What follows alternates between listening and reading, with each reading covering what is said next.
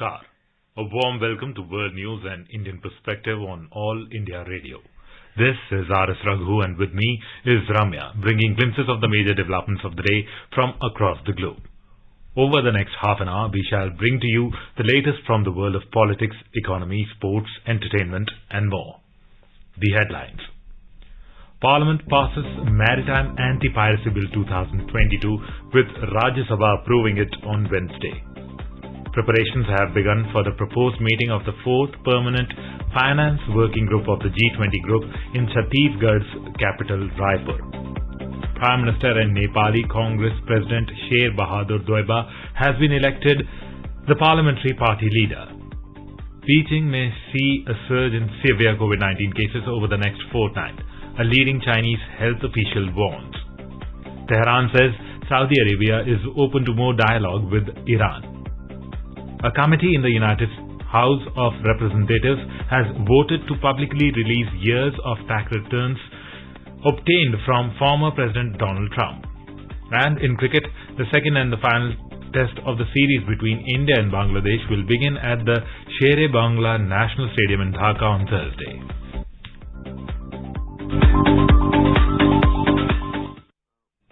Parliament has passed the Maritime Anti-Piracy Bill 2022 with Rajya Sabha approving it on Wednesday. The bill has already been passed by Lok Sabha. The bill enables Indian authorities to take action against piracy on the high seas.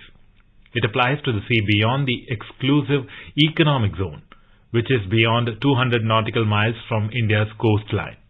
The bill defines piracy as any illegal act of violence, detention, or destruction against a ship, aircraft, person for private purposes by the crew or passengers of a private ship or aircraft.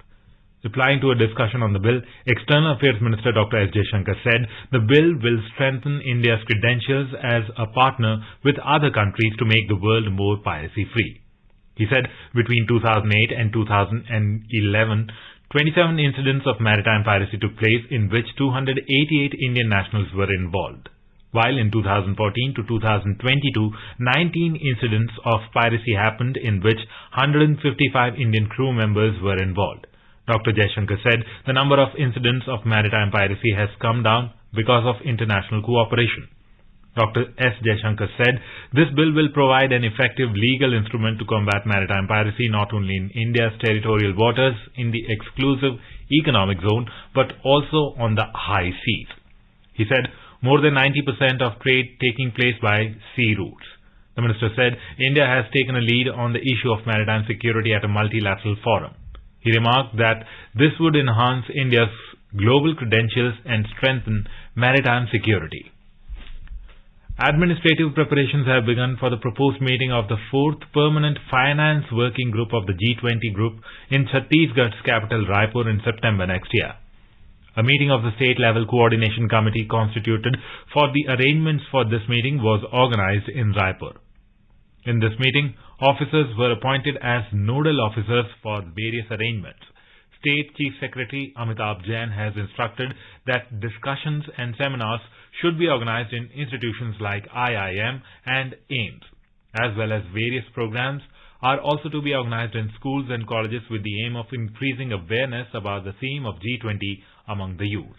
Prime Minister and Nepali Congress President Sher Bahadur Deuba has been elected the parliamentary party leader in the National Congress Parliamentary Party Leader election, which was held at the PP office in Singh Darbar. Sher Bahadur Deuba defeated Gagan Thapa with 39 vote difference. Deuba garnered 64 votes while Thapa received just 25 votes. In the 275-member House of Representatives, there are 89 members of the Nepali Congress, 57 of whom were chosen through first-past-the-post voting and 32 through proportional representation. Gagan had filed a lone opposition to Sher Bahadur Deuba. Both submitted their nominations on Tuesday. With the win, Deuba will be the party's candidate for the post of Prime Minister in the new government.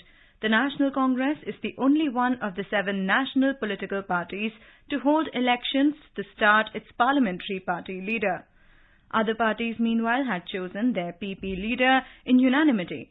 The CPN-UML, Nepali Congress, CPN Maoist Centre, Rashtriya Swatantrata Party RSP, Rashtriya Prajatantra Party, Janta Samajwadi Party and Janamat Party have been accorded national party status in Nepal after securing a 3% of the proportional representation vote.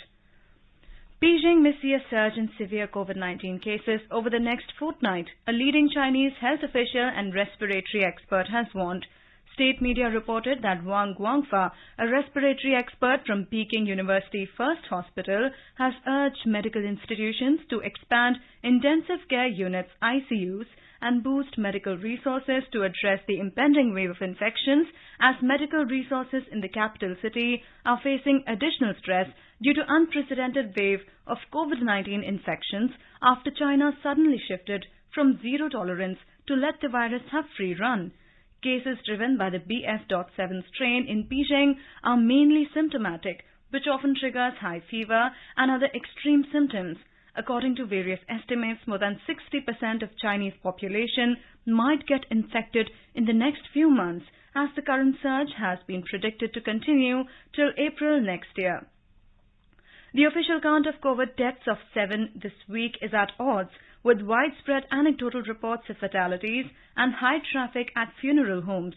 China could see as many as 1 million COVID deaths through the end of 2023, a report by the University of Washington's Institute for Health Metrics and Evaluation said, predicting a worst-case scenario for the country as it moves away from the zero COVID strategy it has clung to for years. But a triple endemic of flu, COVID and RSV could raise the death toll even higher and could put the China's already endangered hospital capacity in further peril, it said, citing experience of other Western countries. Elderly population in China is under-vaccinated and is also having underlying conditions. State media reported that Chinese authorities are rushing to boost the number of intensive care beds and health workers and increase medication supplies. In today's hotspot section, we bring you a news commentary, Push to Infrastructure Development in India.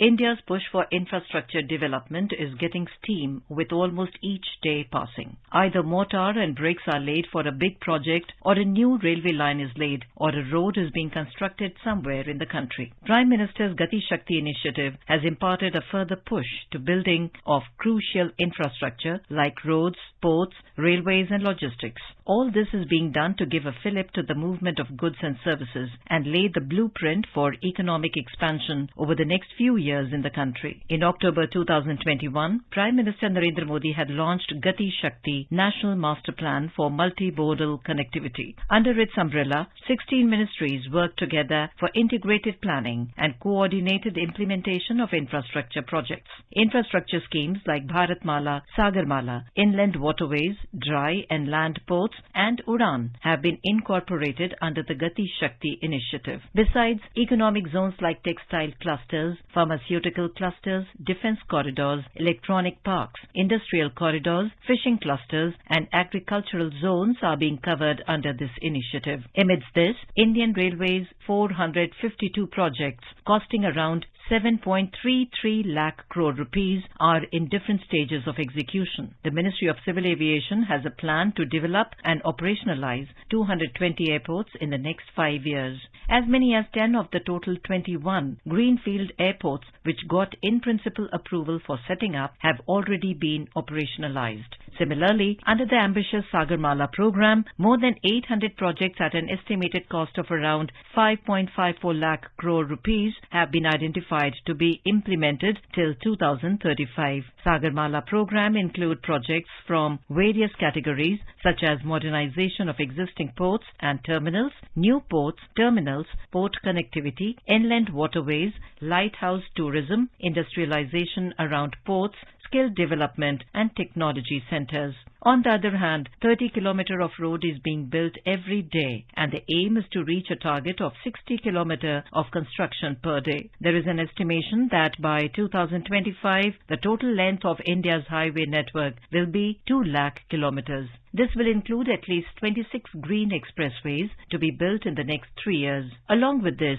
border infrastructure has received a significant boost. More than 60,000 kilometers of road, 693 major permanent bridges totaling a length of 53,000 meters, and 4 tunnels with a total distance of 19 kilometers have been built in the recent past. This includes the Atal Tunnel, which is the longest tunnel in the world, measuring 9.02 kilometers and is situated at above 10,000 feet. Besides, 9 tunnels are under various phases of construction. They include the 2.535 kilometer long Sela Tunnel, being built at an altitude of 13,800 feet in Arunachal Pradesh. Ramping up infrastructure along the border areas, India has a rare distinction of building the world's high-altitude motorable road in eastern Ladakh. Built at a height of 19,300 feet, the 52-kilometer road through the Umlingla Pass is situated at an altitude higher than the Mount Everest base camps, with the South Base Camp in Nepal being at an altitude of 17,598 feet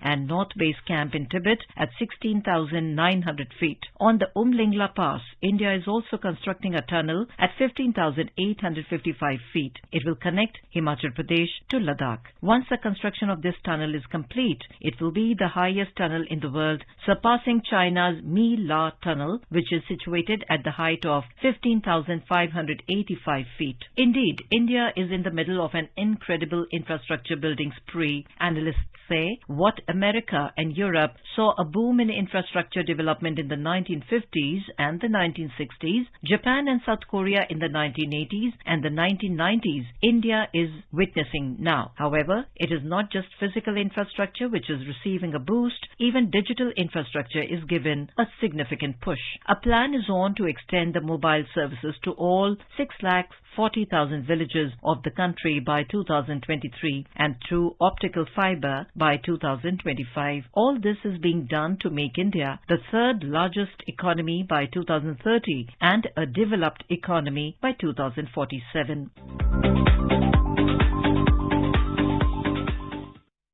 This is All India Radio giving you the world news. Welcome back to World News. Tehran says Saudi Arabia is open to more dialogue with Iran. The Iranian foreign minister said this after he met his Saudi counterpart in Jordan.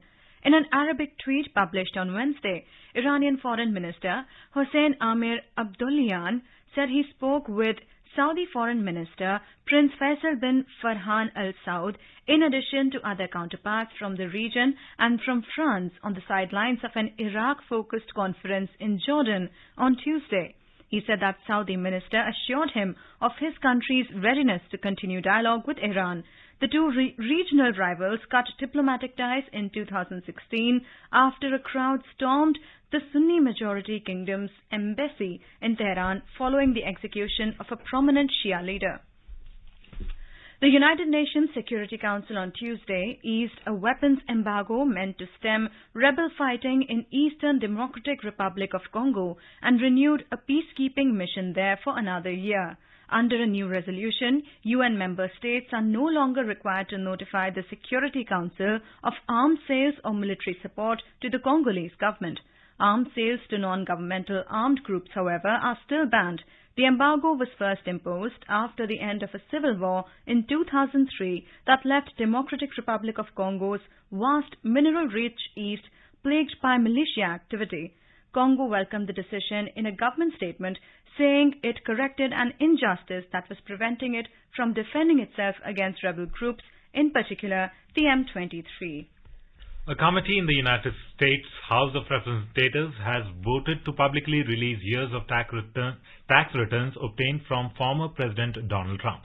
This followed a years-long legal and political battle that started when he was in the White House. The Ways and Means Committee, a body responsible for overseeing tax-related issues, voted 24-16 in a closed-door session on Tuesday, in what was seen as the last opportunity for the Democrat-led panel to broach the issue. A summary of Trump's tax returns between 2015 and 2021, when he was running for president and serving in the White House, will be partially redacted and released within days, said the committee's chairman Richard Neal, a Democrat from Massachusetts. The House of Representatives is set to shift to Republican control in January following November's midterm elections. Republicans have denounced Tuesday's vote as partisan. Elon Musk will step down as the Twitter CEO. In a tweet, Musk said he will quit after finding a replacement. According to sources, he is actively looking for a potential replacement. Musk's Twitter post came as a reply to his earlier poll where he asked people if he should resign as the head of the Twitter. He also promised that he would abide by the results of the poll. The result of the poll showed that 57.5% of respondents were in favor of Musk stepping down. Peru has ordered the Mexican ambassador to leave within 72 hours after Mexico granted asylum to the family of ousted Peruvian President Pedro Castillo. Mr. Castillo was removed from office earlier this month after he tried to dissolve Congress. He is being investigated in Peru in charges of rebellion and conspiracy, but Mexico has been supportive of the ousted president and said early on that it was considering granting him asylum. Mexican President Andrés Manuel López Obrador has called the removal of Mr. Castillo undemocratic. Mexican Foreign Minister Marcelo Ebrard said on Tuesday the government was negotiating safe passage for the family of Mr. Castillo, who were inside Mexico's embassy in the Peruvian capital Lima. His Peruvian counterpart, Ana Cecilia Gervasi, said safe passage had been granted. But Mexico's decision to grant asylum caused further anger in Peru, and Mexican ambassador Pablo Monroy has now been declared persona non grata by the government. Peru's foreign ministry said in its social media accounts that it was expelling Mr. Monroy because of the repeated statements by that country's highest authorities about the political situation in Peru. In Pakistan, security forces have retaken a police station captured by militants in the remote northwestern Bannu district on Sunday. Defense Minister Khwaja Muhammad Asif said all the hostages were freed. All 33 hostage takers have been killed. Mr. Asif said 2 special forces also lost their lives, while 10 to 15 members of the military were injured. Local media said that Tehreek-e-Taliban Pakistan TTP has confirmed that it was behind the attack. Sri Lanka could face power cuts of 10 hours a day in January if sufficient coal does not arrive in time. State-run Ceylon Electricity Board's Engineers Union said the stock of coal is sufficient to produce electricity only till the year end. Nihal Veeraratne, president of the union, said that about 45% of the power requirement of the island nation is being generated by Norok Kolai power plant. At the same time, hydroelectric power cannot be used as it is the lean season till March. Mr. Veeraratne added that the Electricity Board has received 5 out of the 38 coal ships that are expected by April next year.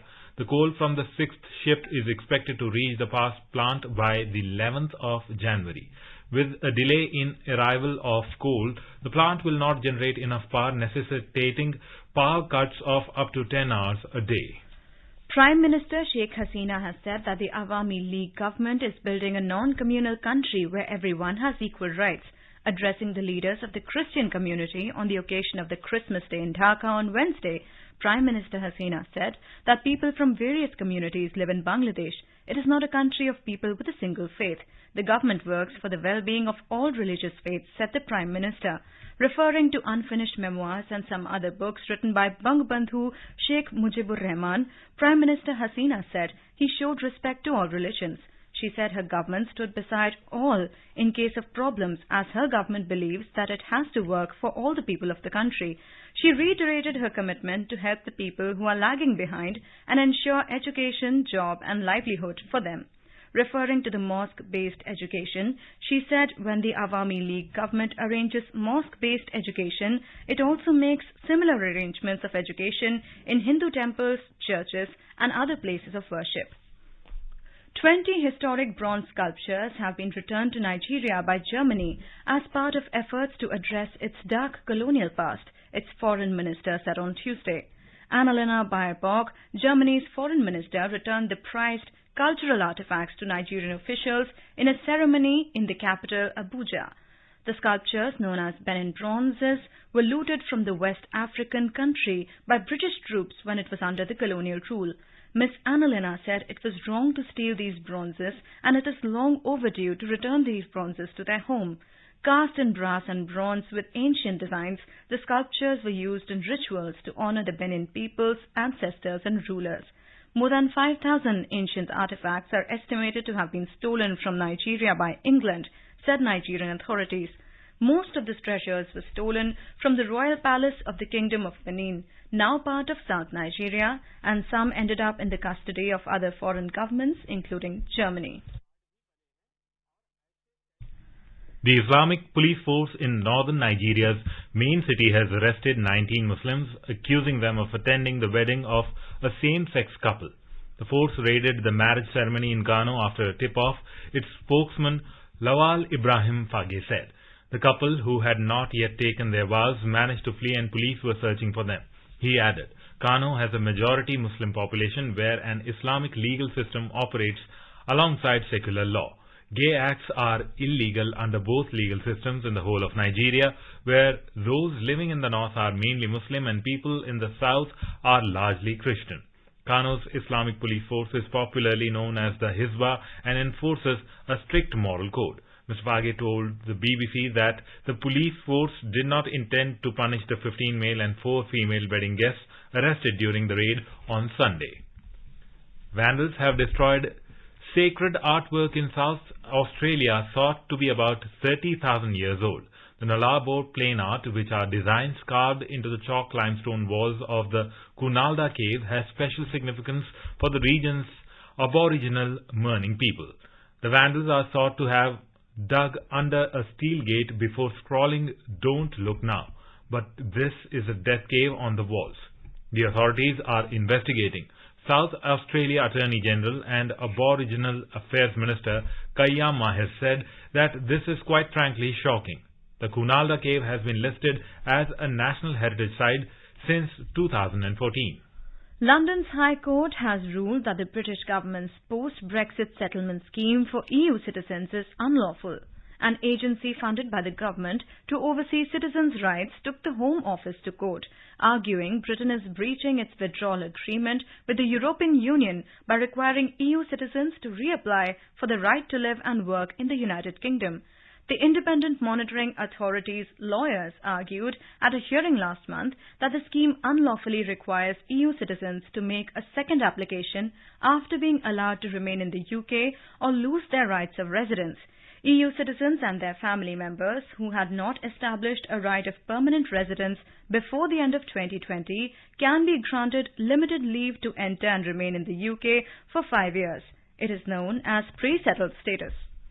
The BSE Sensex and the NSE Nifty on Wednesday witnessed losses of more than 1%. Index of top 30 companies, Sensex closed below 61,100 points, while the Nifty index of top 50 companies ended below 18,200 level. Both indices declined amid mixed cues from global share markets. A report from the business desk. The Sensex fell 635 points to settle at 61,065. The Nifty also slipped 185 points to finish at 18,199. Asian shares ended mixed. Reports that the Bank of Japan loosened its tight control over government bond yields supported the indices. Amid these reports, the yen hit its biggest one-day gain against the dollar in 24 years. Singapore's Straits Times Index closed marginally up by 0.1% and Hong Kong's Hang Seng added 0.3%. On the other hand, Japan's Nikkei 225 declined 0.7%, while China's Shanghai Composite Index and South Korea's Kospi both slipped 0.2%. European shares were up in intraday trade. Oil prices rose after data suggested a larger than expected draw in U.S. crude stockpiles, but the gains were capped by growing concerns over demand in China and a snowstorm that is expected to hit U.S. travel. In intraday trade, Brent crude was trading at $81.40 per barrel. Back home at the multi-commodity exchange, gold futures for February were trading at 55,000 rupees per 10 grams. Silver futures for March were trading at 69,600 rupees per kilogram when reports last came in. Gaurang Dhawanlal for World News, All India Radio. The Asian Wrestling Championships 2023 will take place between March 28th to April 2nd in New Delhi, announced United World Wrestling. The championship will feature men's freestyle, women's freestyle and men's Greco-Roman divisions. The first and second events will take place in Zagreb in Cairo in February, while the third and fourth events will take place in Bishkek and Budapest in June and July. In cricket, the second and final test of the series between India and Bangladesh will begin at the Sher-e-Bangla National Stadium in Dhaka on Thursday. The match will begin at 9 a.m. Indian Standard Time. The KL Rahul-led Indian side leads 1-0 after winning the first test at Chattogram by 188 runs. Cheteshwar Pujara, Kuldeep Yadav and Shubman Gill shone in the first game, and the team would be expecting a similar performance from the players. Indian skipper Rohit Sharma has been ruled out of the series due to an injury. And now let us take a look at the major developments around the world as reported in the foreign press.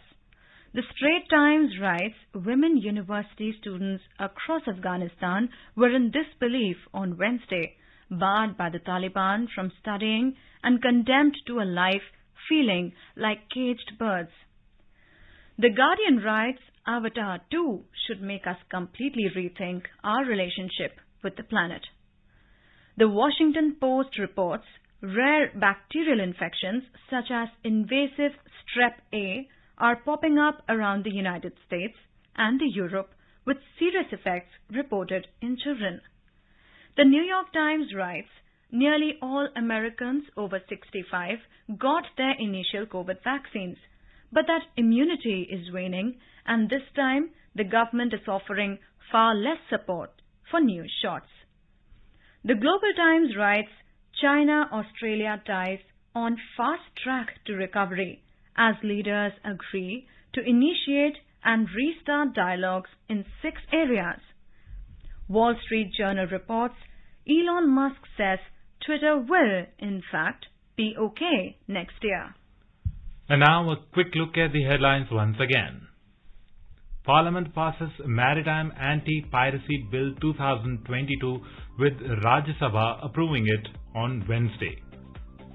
Preparations have begun for the proposed meeting of the 4th Permanent Finance Working Group of the G20 Group in Chhattisgarh's capital, Raipur. Prime Minister and Nepali Congress President Sher Bahadur Deuba has been elected the parliamentary party leader. Beijing may see a surge in severe COVID-19 cases over the next fortnight, a leading Chinese health official warns. Tehran says Saudi Arabia is open to more dialogue with Iran. A committee in the United States House of Representatives has voted to publicly release years of tax returns obtained from former President Donald Trump. And in cricket, the second and the final test of the series between India and Bangladesh will begin at the Sher-e-Bangla National Stadium in Dhaka on Thursday.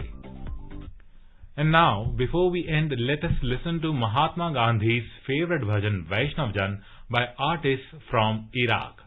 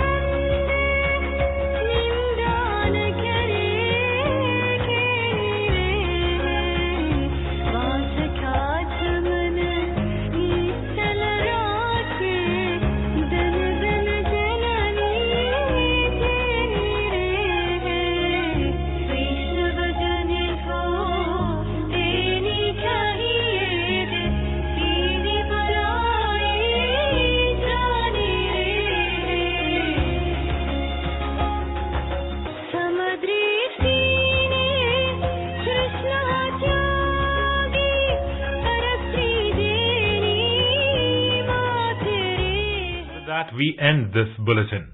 We'll be back at the same time tomorrow with the next edition of World News.